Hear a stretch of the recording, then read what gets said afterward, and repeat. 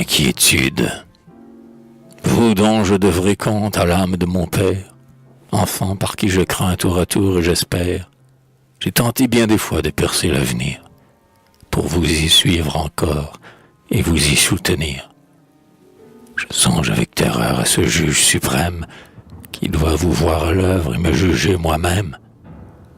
Comme j'accepterais mon fardeau redoublé, si moi seul, moi tout seul, j'en étais accablé.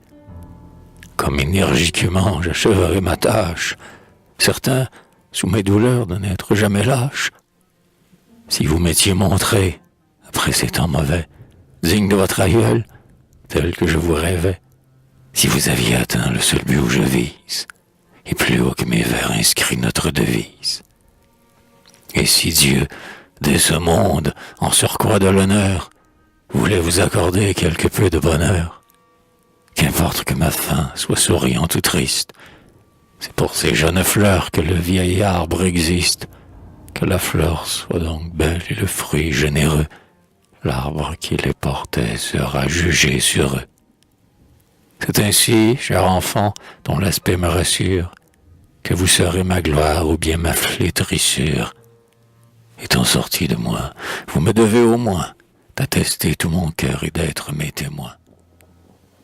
Exerçant sur mon nom la censure et l'envie, bien des gens ne sauront de moi que votre vie, et si vous n'êtes bon, je serai cru pervers.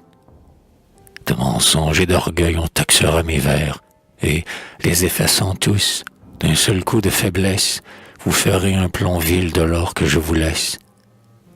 Ne me démentez pas, l'honneur est à ce prix. Tâchez de valoir mieux que mes meilleurs écrits, et que l'on reconnaisse, en vous regardant vivre, que mon cœur sentait bien ce que disait mon livre, que j'avais dans le sang, que j'observais toujours la fière loyauté qui règne en mes discours, que si vous marchez droit, c'est en suivant ma trace, que ce n'est point hasard, mais vertu de ma race. Ayez donc devant vous, comme image du bien, votre père toujours, ainsi que je le mien.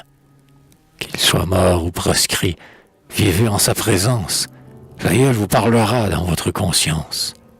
Avant de vous fier à ce qui semble d'or, consultez son honneur, comme je fais encore. Ce n'est pas moi, c'est lui que je pose en modèle. J'ai tâché seulement d'être une ombre fidèle, de marcher sur sa voie et vers son but sacré. Je ne l'atteindrai point, mais j'en approcherai. Au mépris du succès, du bien-être éphémère, j'écris d'après mon cœur et le cœur de ma mère. Mes modestes héros ne sont pas pris ailleurs. Si mon poème est bon, vos aïeux sont meilleurs. Heureux quand, par moments, réchauffés de leur flamme, j'ai su parer mes vers des beautés de leurs âmes. Du tronc qui nous porte à soigner les dignes fruits, qu'on me retrouve en vous plus pur que je ne suis, que dans vos actions, mon âme reparaisse, libre enfin de toute ombre et de toute faiblesse. Policier, nuit et jour sous la main du devoir, l'acier de votre vie où je veux me revoir, afin que tous les yeux, la clarté dont il brille, illumine mon œuvre, honneur de la famille. Ah, comme avec douceur aux trois quarts du chemin, mon vieux corps fatigué se coucherait demain. Que l'éternel repos aurait pour moi de charme, si je vous laissais tous vaillants et tous en armes. Si de là-bas, dans l'ombre où dorment les aïeux, je vous savais aimer, pur, honoré, joyeux, si je voyais déjà poindre vos destinées dans ce feuillage obscur des premières années, si les fruits grossissants, peints de vives couleurs, étaient prêts à tenir les promesses des fleurs. Mais je pars, le cœur plein de doutes et de murmures, avant que la vendange et la moisson soient mûres.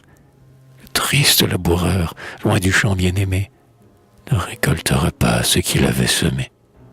Et qui sait, après lui, si la foudre et la grêle, si les chasseurs, foulant ses blés, sa vigne frêle, laisseront sur le sol, dans les greniers en feu, quelque chose à cueillir, ou pour l'homme ou pour Dieu.